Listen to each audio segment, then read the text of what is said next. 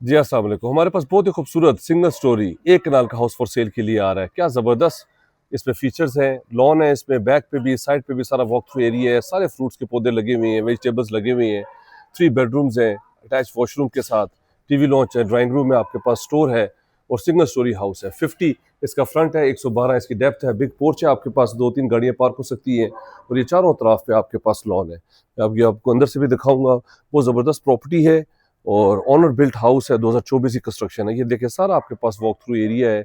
यहाँ पे बेलें लगी हुई हैं, अमरूद, माल्टा, अनार, सेब, सारे पौधे यहाँ पे लगे हुए हैं। ड्राइंग रूम से भी एंट्रेंस है वो, ये इसकी मेन एंट्रेंस है। एंट्रेंस के साथ ही आपके पास सारा वॉक थ्रू एरिया है। ये आपके पास ब्यूटीफुल टीवी लॉन्च आ जाता है, ब्यूटीफुल सीलिंग के साथ, और साथ ही आपके पास जो है वो लेफ्ट अपोजिट साइड पे इसके ड्राइंग रूम है। ड्राइंग रूम की बाहर से भी एंट्रेंस है और ये पॉलिश होने रह गए हैं दरवाजे, पाकिस्तानी केल लगी हुई है, इम्पोर्टेड टाइल्स लगी हुई हैं। ये आपके पास सारा वॉक थ्रू एरिया है और ये आपके पास बाहर से भी, गली से भी इसमें जो है वो रास्ता आता है। बहुत एक्सक्लूसिव प्रॉपर्टी है।